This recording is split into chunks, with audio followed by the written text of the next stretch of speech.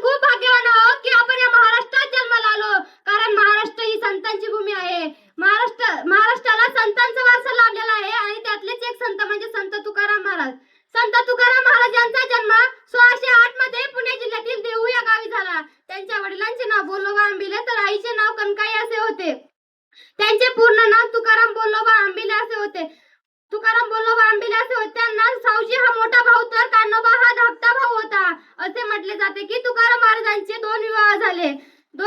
अवघ्या वयाच्या 13व्या वर्षी तुकाराम महाराजांचा पहिला विवाह रखमाबाई यांच्याशी झाला. रखमाबाई यांना दम्याचा आजार असल्यामुळे त्यांनी पुण्यातील श्रीमंत आप्पाजी गुळवे यांची कन्या जिजाई उर्फ आवई हिच्यासोबत दुसरा विवाह केला. वयाच्या 17व्या वर्षी तुकाराम महाराजांचे आई वडील निधन पावले. संपूर्ण कुटुंबाची जबाबदारी त्यांच्यावर आली आणि 1628 मध्ये महाराष्ट्रात भीषण दुष्काळ पडला. या दुष्काळात अन्नाअभावी गुरेढोरे, माणसं, पशु पक्षी यांचे मृत्युमुखी पडले. यातच त्यांची पहिली पत्नी रखमाबाई आणि त्यांचा मोठ्या मुलाचाही मृत्यू झाला.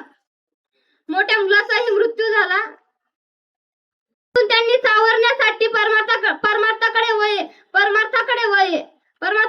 ते एक परखंड कवी होते. त्यांनी परखंड, पापी, अन्यायी लोकांना आपल्या अभंगातून कठोर प्रहार केला. 141 अभंग लिहिले आहे. महाराष्ट्राचे आराध्य दैवत छत्रपती शिवाजी महाराज हे तुकोबांना गुरु मानत, तर बहिणाबाई या तुकोबांच्या शिष्या होत्या. तुकारामांना जरी औपचारिक शिक्षण मिळाले नसले तरी जीवनानुभव, समाजसुधारक, धार्मिक सामाजिक शिक्षण त्यांना मिळाले होते. वयाची 40 उलटल्यानंतर त्यांना असे वाटले की जग सोडावे, पण 42व्या वर्षी ते निर्वाण झाले. 9 मार्च हा दिवस त्यांचा निर्वाण दिन म्हणून साजरा केला जातो. 9 मार्च हा दिन पूर्णविराम देते व शेवटी जाता एवढेच म्हणेल, काजवे लुकलुकता